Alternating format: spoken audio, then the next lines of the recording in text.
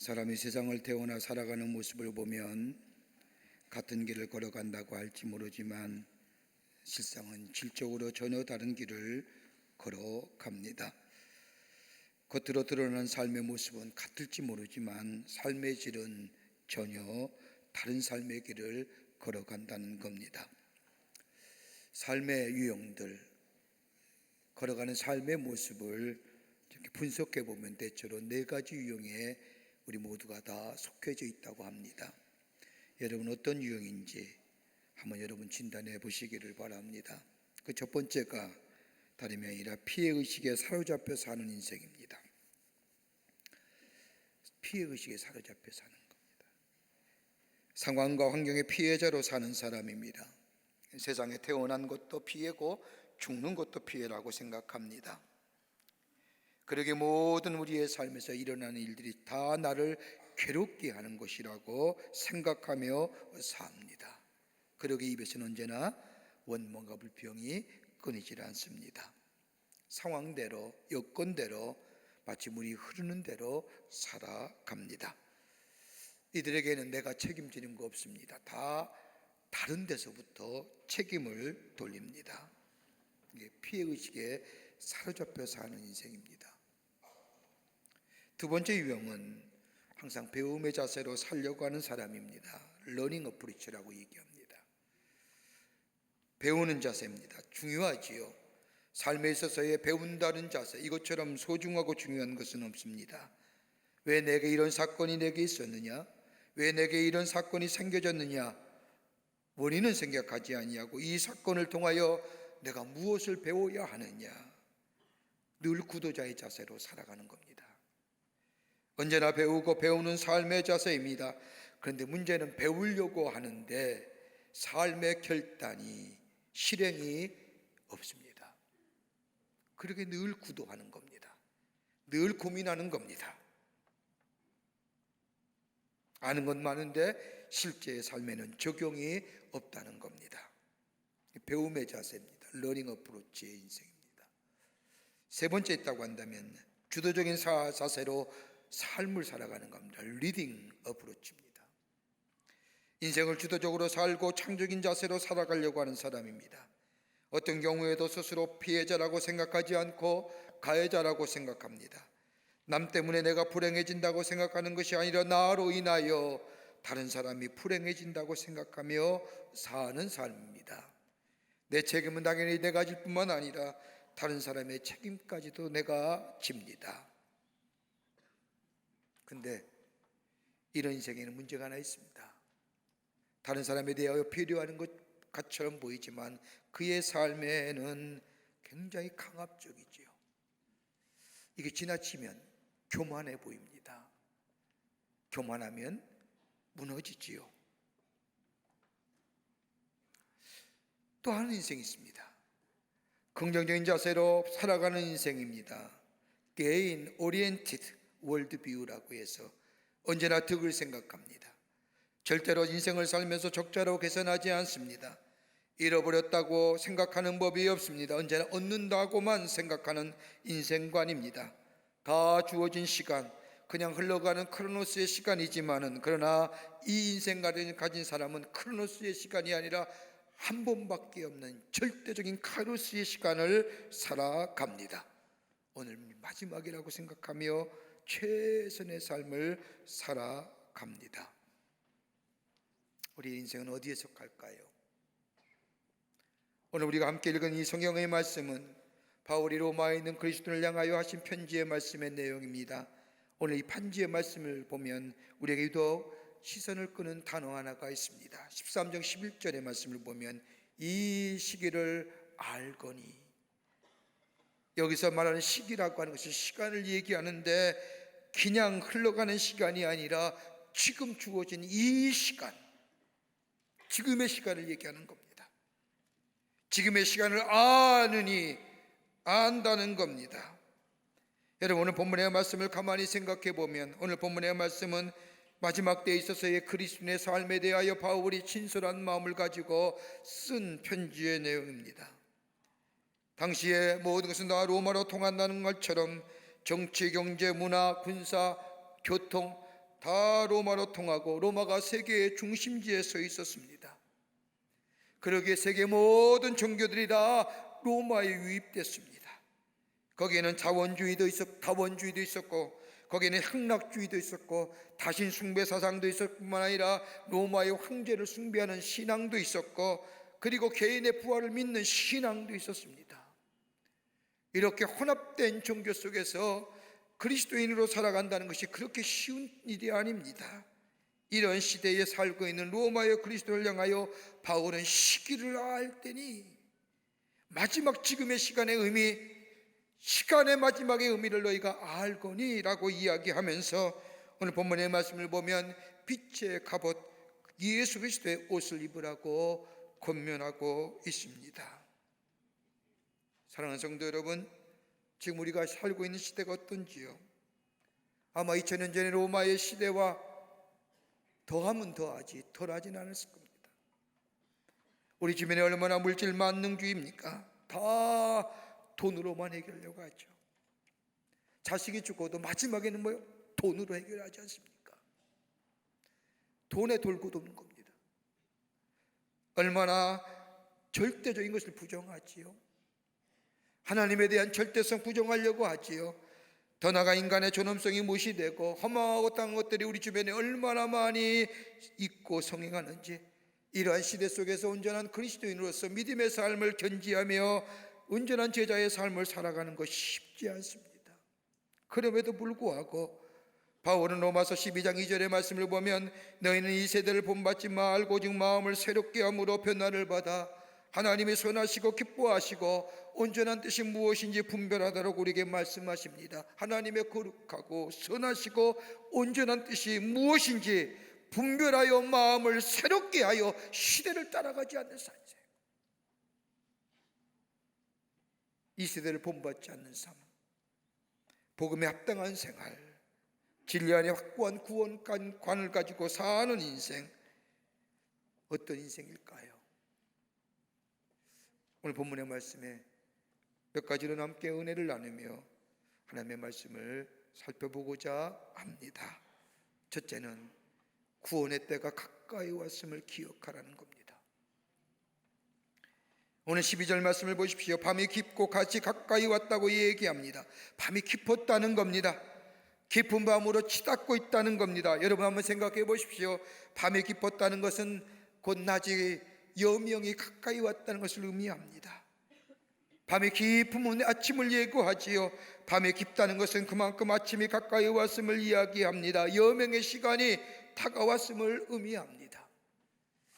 여러분, 요즘 우리의 사회의 가장 큰 이야기들이 뭐냐면 양심적 병역 거부라는 이야기입니다. 그것이 다 신앙적으로 저들이 믿는 신앙 때문에 신앙의 양심상 병역을 거부한다는 겁니다. 여러분, 국민의 4대 의무가 뭡니까? 교육과 근로와 납세와 병역입니다. 여러분, 우리에게 주어진 이 의무 감당하지만 국민임을 누리는 권리를 포기해야지요. 참 안타깝지요? 많은 사람들이 이것에 동참합니다. 인권이란 미명 아래. 여러분, 이 나라는 누가 지킵니까? 내 나라 내가 지키는 거 아닙니까? 양심적인 신앙적인 것에 양심에 의해 병역을 거부한다. 국민의 권리를 거부해야죠. 포기해야죠. 그런데 권리는 누릴 거 다 누리면서 제고해야 됩니다. 제가 군대 생활할 때 보칠 때 가장 힘든 보초 시간이 뭐냐면 3시와 4시입니다.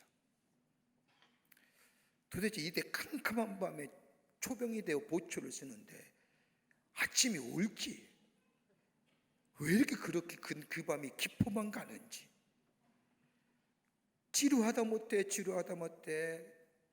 그러다 보면 여명이 박는데 그 여명이 얼마나 신비스러운지요. 변하나 보이지 않는 캄캄한 어둠 가운데 그 어둠이 물러가고 밝은 빛이 비치는 그 순간은 하나의 신비로움으로 다가옵니다. 밤이 깊었다고 기쁜 밤만 생각하는 것은 아니죠. 어리석은 일입니다. 깊은 밤이라도 다가올 아침의 밝은 빛을 생각할 때 그 깊고 깊은 밤을 견디어낼 수 있는 겁니다. 여러분, 우리가 기독교 말하는 구원이 어떤 걸까요? 흔히들 구원이라고 말하면 영혼의 구원을 얘기합니다. 내 영적인 구원, 영혼만이 구원받으면 된다고 얘기하지만, 여러분, 영혼만 구원받는다 생각하면 우리의 신앙생활이 이중성이 되기 쉽습니다. 여러분, 구원받는다는 것은 내 육체도 구원받는 겁니다. 내 육체가 더러운 욕심과 더러운 것으로부터 자유로움을 얘기합니다. 더 나아가 우리의 마음이 새로워진 것을 얘기합니다. 세상적인 가치관과 세계관에서 하나님의 나라의 백성다운 가치관과 세계관으로 삶을 변화시켜 사는 겁니다. 우리의 생각이 달라지는 우리의 육체의 습관도, 우리의 육체의 삶도 달라지는 겁니다. 더더구나 우리의 영혼이 죄로 얼룩지르고 더러워진 우리의 영혼이 하나님의 형상대로 지음받은 것이 죄로 말미암아 파괴했던 하나님의 형상이 예수 그리스도의 십자가의 보혈로 회복되어 본래의 모습으로 하나님의 형상으로 회복되어져 가는 것, 그래서 하나님의 진리와 거룩함과 의로움이 내 안에 옛 모습을 다시 덧입혀지는 역사, 이게 구원이에요. 구원받으면 삶이 달라지는 거예요. 생각이 달라지다는 게 여기에 있는 겁니다. 오늘 바울은 로마에 있는 그리스도를 향하여 구원의 때가 가까이 왔다고 얘기합니다. 구원의 때가 가까이 왔다는 것을 여러 가지로 해석될 수 있지만은 그 하나가 뭐냐? 종말적인 구원의 때입니다. 하나님의 심판의 때가 가까이 왔다는 겁니다. 여러분, 인류의 역사를 가만히 보십시오. 한 나라에 흥망이 있으면 그 나라에 쇠퇴기가 있습니다. 시작이 있으면 끝이 있습니다. 창조가 있으면 심판이 있습니다. 성경이 이것을 우리에게 제시하고 증거해 줍니다. 종말론적인 구원. 또 하나, 구원의 때가 가까이 왔다고 하는 것은 다름이 아니라 인간의 개인적인 의미에 있어서 인간의 마지막 때가 가까이 왔다는 겁니다. 여러분, 창조의 질서를 따라 태어남이 있으면 흙으로 돌아갈 때가 있습니다. 여러분, 영원히 사는 거 아닙니다. 시간이 지나면 지날수록 우리의 생명의 연수가 길어지면 길어질수록 하나님 앞에 가야 할 심판의 자리가 점점 더 가까이 왔다는 겁니다. 이거 부정하면 안 됩니다. 이거 부정하면 몸부림치면 추해집니다. 그리스도에게는 이 인간의 마지막 때 하나님의 심판의 자리에 설 때가, 이것이 심판과 절망의 자리가, 어둠의 자리가 아니라 구원과 생명의 자리입니다.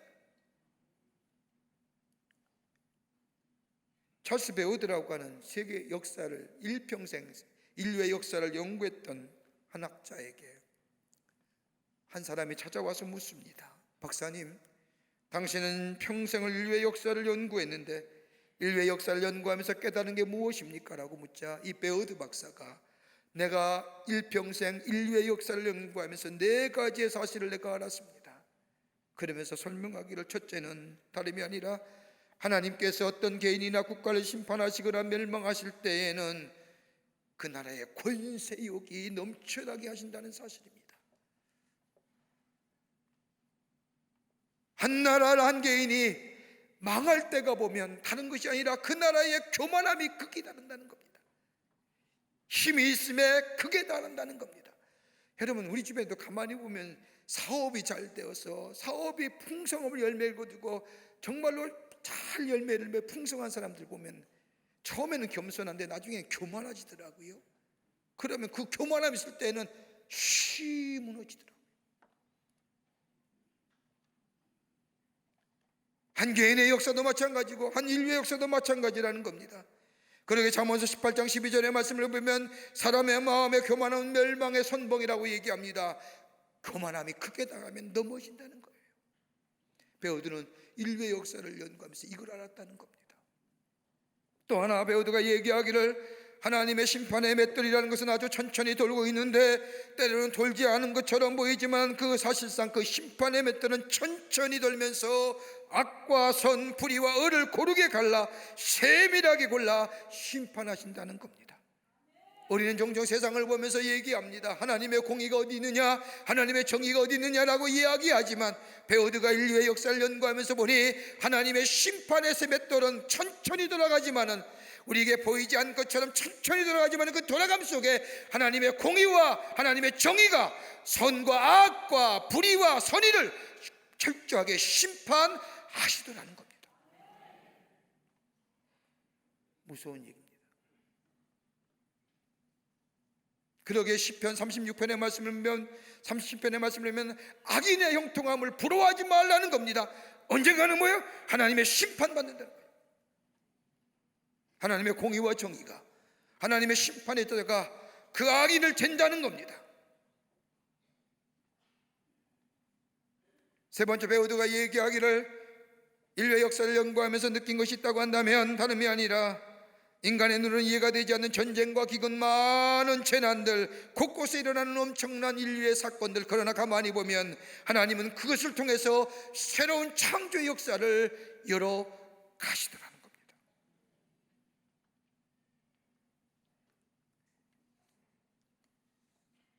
여러분, 얼마나 무서운 얘기입니까?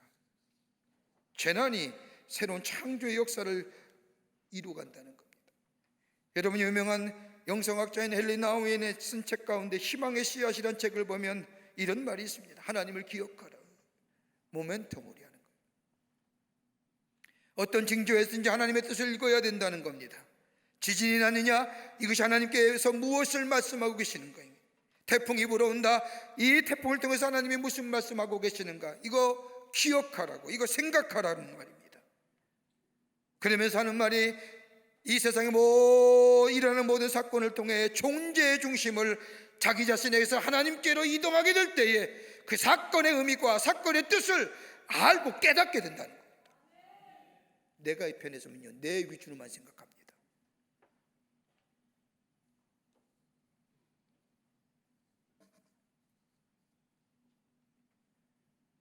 가만히 보십시오. 파괴인 것 같지만 창조가 일어나지 않습니까? 또 하나, 베드로가 얘기합니다. 날이 점점 어두워지면 별빛이 보이지 않고 아주 어두워지는 것 같지만은 그렇지 않다는 겁니다. 여명이, 새로운 소망의 빛이 떠오른다는 겁니다. 그러기에 구원의 날, 하나님의 구원의 때가 가까이 왔다는 것은 다름이 아니라 하나님의 심판의 때, 하나님의 구원의 시간이 가까이 왔다는 겁니다. 그러기에 이 구원의 때가, 이 시기를 생각하며 이 시기를 기억하며 사는 인생에는 뭐예요? 그 삶을 가리켜서 오늘이 마지막 때인 줄 알고 오늘의 최선의 삶을 살아가는 인생.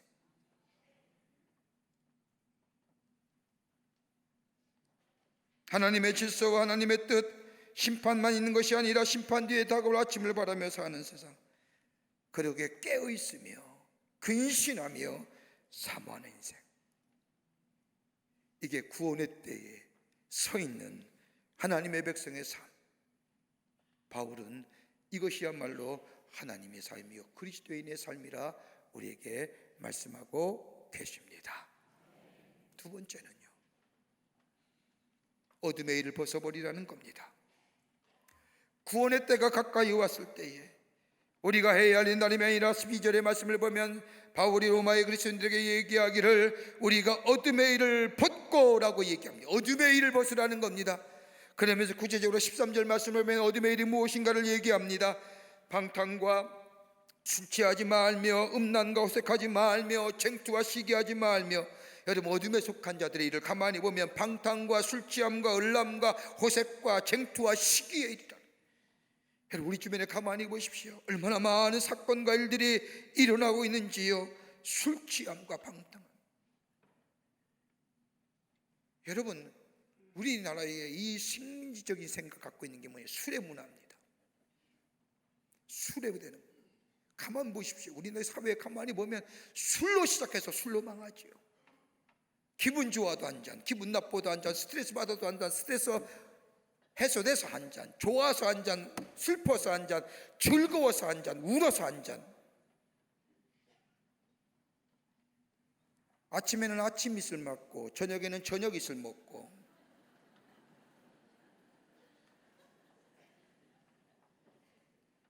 그러니까 늙어가는 거예요.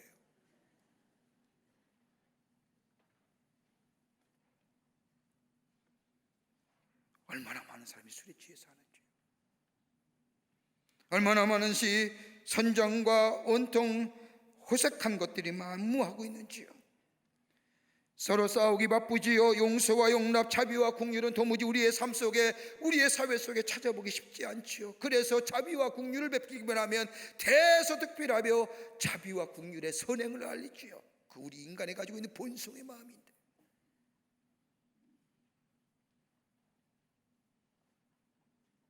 이거 벗어버리라는 겁니다. 이 어둠의 일들을 벗어버리라는 겁니다. 여러분, 어둠이라는 것은 헬라어로 디아노이아라고 얘기하는데, 이 어둠은 그냥 어둠이 아니라 지적인 어둠입니다. 지성의 결여입니다. 우리가 지성이라고 하면 흔히 습득되어 된 지식을 제대로 활용하는 것을 가리켜서 지성, 그런 사람을 가리켜서 지성인, 인텔리라고 얘기합니다. 그런데 이게 결여됐다는 겁니다. 배우긴 배운 건 많은데 삶의 실천이 없다는 겁니다. 그렇지 못하다는 겁니다. 총명함이 사라졌다는 겁니다. 지적인 총명이 결여되어 있다는 겁니다. 그러니 다른 사람에 대한 배려, 다른 사람에 대한 생각, 다른 사람에 대하여 관심 전혀 상관없습니다. 나만 편하면 됩니다. 나의 유익만 위해서 삽니다. 여러분, 이곳에서 얼마나 피해받는지 아십니까? 제가 사는 동네에 주차장이 좀 부족해서 들어가다 보면 양열로 이렇게 2열로 주차되어 있어 나올 때가 되면 한 차밖에 나오질 못합니다. 그런데 주차장에서 도로로 나오려고 하면 이렇게 커브를 돕니다. 그러니까 기역자 커브를 도는데, 커브 도는 거기에 우리나라의 최고의 수입고가의 최고 비싼 차 2대가 거기에 딱 있는 겁니다. 그 사람이 한 사람이 소유한 차입니다. 물론 자신은 거기에 세워놓고 들어오기 나가기 쉽게 해서 거기를 세워놨지만, 우리 같은 사람은 운전해 나가면 두렵습니다. 행여나 핸들을 잘못 꺾으면 부딪히면 어떡할까? 부딪히는 순간 내 차 가지고는 도무지 감당을 못할 터인데, 그러니까 속도를 일부러 늦추는 겁니다. 아니, 늦추는 것보다 두렵고 떨리는 마음으로 그 길 걸어가는 겁니다. 배웠잖아요. 그렇게 하면 안 된다는 거 배우잖아요. 우리가 배우는 건 다 3살 때 배운 겁니다. 유치원에서. 줄 잘 세워야 되느니라, 다른 사람 배려해야 되느니라, 다 배웠던 것 성인이 돼도 그 지키지 못하는 거예요. 지성의 결여예요. 총명함의 결여입니다. 그러니까 윤리와 도덕이 없는 거예요.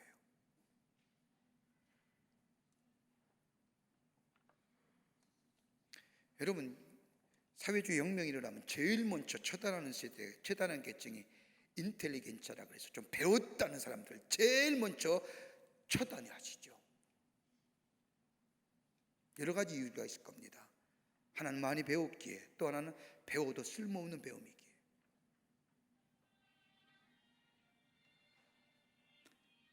배웠는데 지성이 결여되어 있습니다. 무지한 겁니다. 배웠는데 총명함이 사라진 겁니다. 지성이 결여되고 총명이 사라지니 윤리와 도덕적인 것이 사라집니다. 여러분, 무지하다는 것, 여러분, 죄는 어디서부터 옵니까? 무지입니다.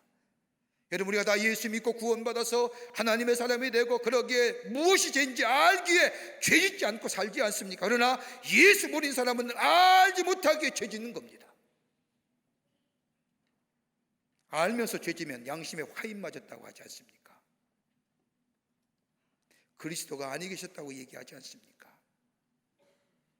어둠의 길과는 도덕적인 절대 기준이 사라진 겁니다. 절대 기준이 사라졌다는 것은 그 안에 뭐예요? 하나님의 말씀, 절대가 하나님의 말씀이 사라졌다는 겁니다. 말씀이 없기에, 진리가 없기에 절대 기준인 도덕과 윤리가 사라져 버렸다는 겁니다. 여러분, 왜 우리 사회가 왜 이렇게 혼란스럽습니까? 거짓이 통하는 사회, 요즘에 거짓 얼마나 많이 됐습니까? 진실이 없는 것 같습니다. 얼마 전 미국의 유력 일간지가 지금의 미국의 대통령이 얼마나 많은 거짓말을 하느냐, 좀 별난 거 다 조사합니다만 발표했는데 놀라지 않습니까? 하루에 12번 거짓말한답니다. 1년에 그가 재임한 기간이 몇 번이에요? 1,100번을 거짓말했답니다. 그런데도 다 통하지 않습니까? 그 말에 환호하지 않습니까? 얼마나 무서운 말입니까? 왜 그런지 아십니까? 절대가 사라진 겁니다. 하나님의 말씀이 그 가운데 없다는 겁니다. 하나님의 말씀이 사라지니 절대 기준과 절대 가치의 상실이 가져오고 거짓이 난무하고 어둠의 모습입니다. 무지함의 결과지요. 이 어둠에서 나오라는 겁니다. 이 어둠에서 나올 뿐만 아니라 예수 그리스도의 신앙 안에 굳건히 서 있으라는 겁니다. 예수를 구원의 주로 영접하고 예수 안에 내 삶을 의지하며 이것만이 구원의 길이 있고 여기에만이 영생이 있으며 여기에만이 참된 진리가 있음을 믿고 그 안에 거하라는 겁니다. 그럴 때 어둠에 물칩니다. 그래도 부족합니까? 성령의 도우심을 구하라 말씀합니다.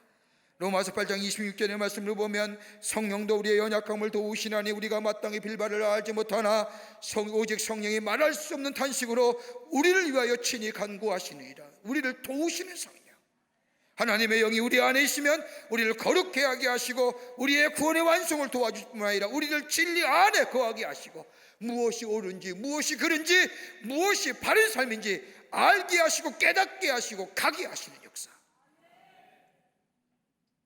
이게 어둠을 벗어나는 길입니다.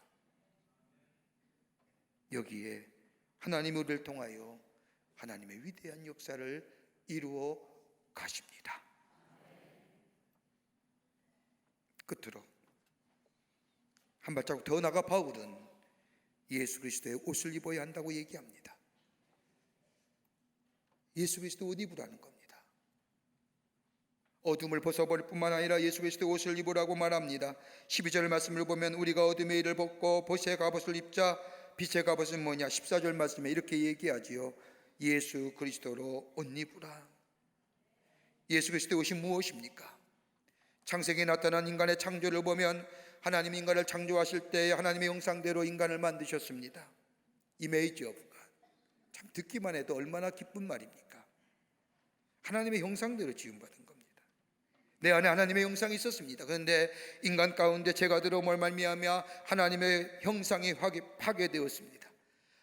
하나님이 인간을 창조하실 때 우리에게 부어주신 하나님의 의로움, 하나님의 본성이며 우리에게 같이 공유할 수 있는 그 하나님의 본성 가운데 의로움과 거룩함과 진리가 우리 가운데 있었는데 죄로 말미암아 이 의와 이 거룩함과 이 진리가 파괴됩니다.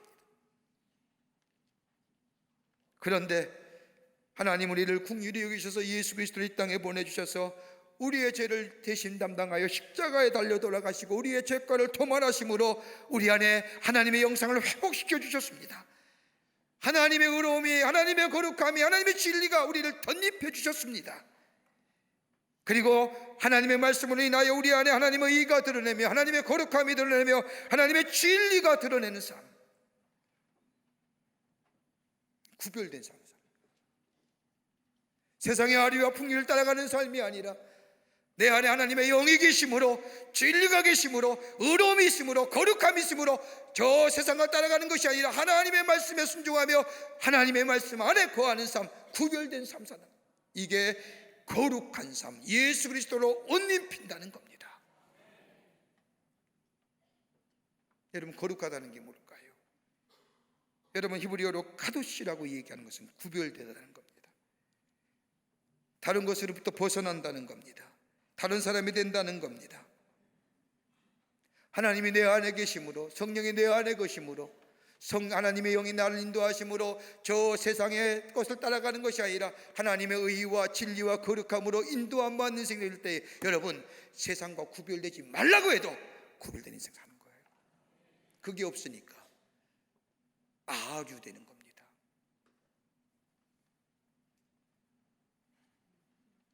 그러니까 예수 믿으면요, 온전한 예수 그리스도의 사람이 되면 세상과 구별되어 삽니다. 그러기에 베드로전서 1장 15절의 말씀을 보면 오직 너희를 부르신 거룩한 자처럼 너희도 모든 행실에 거룩한 자가 되어라 하는, 하나님의 자녀로 삼으시고 부어로 부르신 하나님의 거룩한 것처럼 그의 자녀된 우리도 거룩한 자, 모든 행실에서, 영어 성경에 보면 every circumstance라고 얘기해요. 특정한 인사가 아니라 내가 맡은 모든 일에서.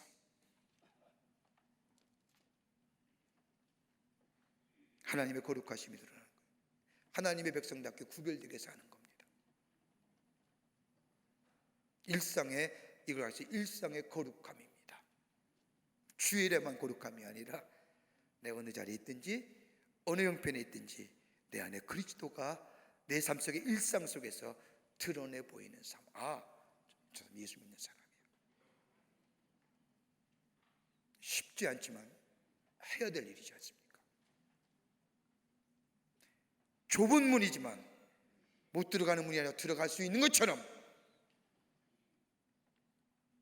그럴 때 이 마지막 시대를 사는 그리스도인의 삶으로 온전하게 살아가는 겁니다.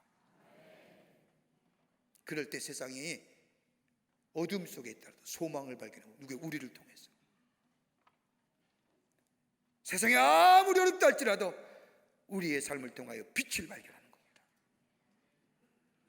뭘 통해서요? 일상의 거룩함. 내 모든 행실에서 하나님의 백성으로 구별되게 살 때 거기서 뭐예요? 삶의 답이 발견되어지고 길이 발견되지고, 그건 내 길이 아니라, 내 방법이 아니라 내 속에 계시는, 내가 길이요 진리요 생명 되시는 예수가 내 안에 계시기에 내 삶을 이끌어 가시기에, 내가 구별된 삶을 살기에 많은 사람이 내 삶을 보면서 자신의 삶에 답을 발견하고 빛을 발견하고 소망을 발견하는, 이게 이 시대를 따라가는 게 아니라 시대를 이끌어가는 인생입니다. 오늘 여러분이 저와 정말 이 시대 속에서 시대를 본받지 않고 하나님의 거룩함과 의로움과 진실함을 드러낼 뿐만 아니라 이 어두운 세상에 빛을, 소망을 주며, 그리고 하나님의 살아계심을 증거하며 사는 모든 행실입니다. 모든 행실. 복된 여러분의 삶 되시기를 주의 이름으로 축원합니다. 하나님 감사합니다. 저희들 사랑하시고 지키시고 인도해 주심에 감사합니다. 이 어두운 세상에, 참 힘든 세상에 그리스도인으로 살아간다는 것 참 어려운 때에, 그래도 하나님의 진리가, 하나님의 생명이, 하나님의 말씀이 내 안에 있기에 그 말씀 붙잡고 이 어두운 세상 gat에 빛된 자로 살아가게 하심에 감사합니다. 마지막 때가 왔음을 기억하게 하시고 어둠의 것들을 다 벗어버리고 진리 되시는 예수 안에서 생명의 빛을 비추며 하나님의 역사를 이루어가는, 하나님의 살아계심을 증거하며 사는 저희들이 되게 도와 주시옵소서. 감사하며 예수님의 이름으로 기도하옵나이다. 아멘.